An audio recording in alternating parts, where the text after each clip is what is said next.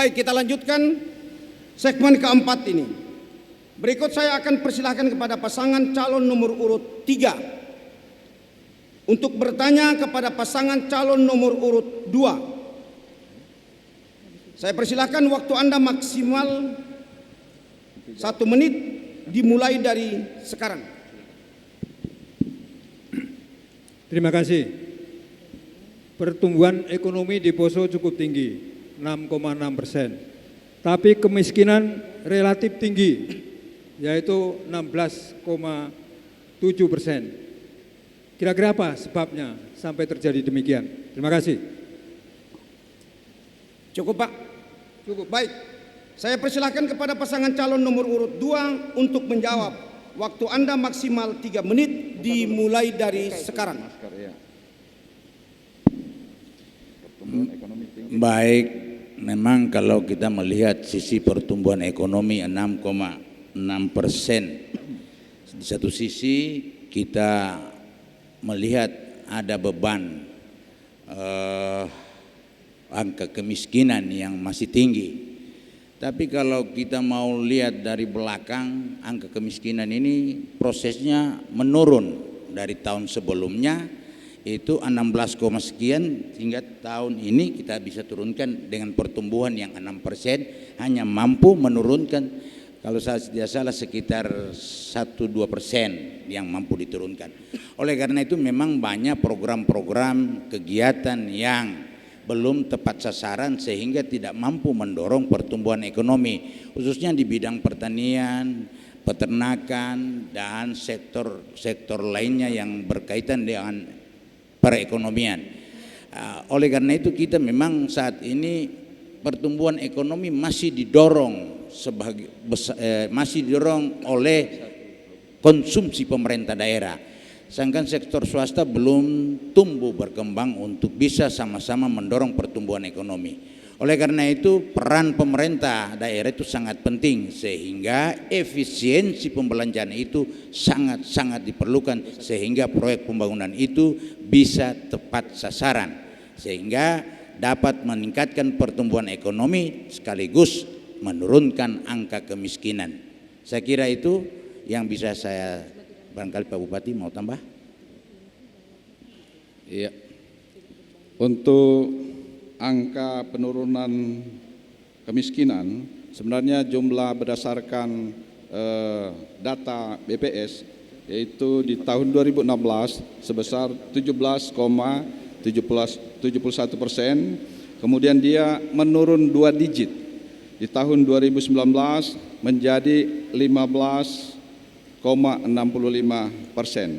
Ini memang menjadi perhatian khusus bagi kami Das Beramal apabila mendapat kesempatan kembali untuk membawa Tanah Poso ini lebih maju lagi ke depan. Karena sektor-sektor seperti yang belum terjamah, contohnya dari pariwisata. Ini kita memiliki objek wisata yang skalanya itu skala internasional, patung-patung megalit. Kemudian kita memiliki Danau Poso, kita memiliki air terjun Saluopa yang memiliki tingkatan sampai dengan 66 tingkat. Mudah-mudahan ke depan sektor ini akan kita upayakan supaya lebih bermanfaat dan menarik pariwisata untuk datang ke Tanah Poso. Terima kasih.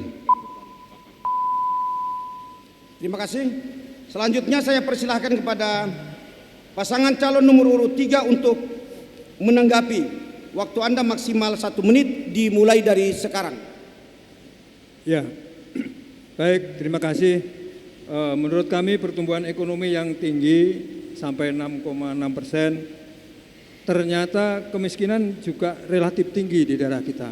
Di sini pemikiran kami adalah pemerataan pembangunan yang belum menyeluruh sampai ke kantong-kantong kemiskinan kita. Jadi kita harus lebih berpihak, lebih mendistribusi program ke kantong-kantong kemiskinan kita. Terima kasih.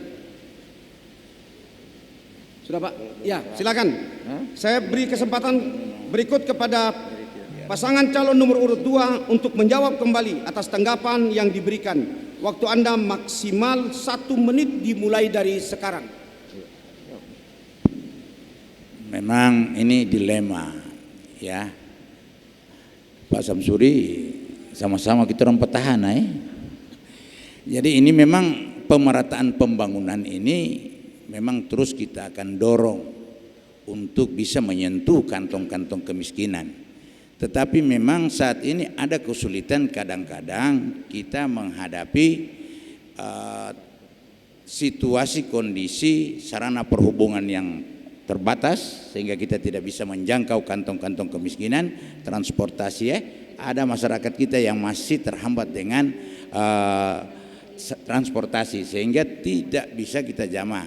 Oleh karena itu memang ke depan sesuai dengan program Pak Bupati saat ini kita akan memasuki semua kantong-kantong kemiskinan dengan transportasi desa yang memadai, akan terintegrasi dengan baik. Cukup. Bapak Ibu para tamu undangan, hadirin sekalian, pemirsa TVRI dan masyarakat Kabupaten Poso, seluruh pasangan calon telah saling bertanya, menanggapi dan menjawab.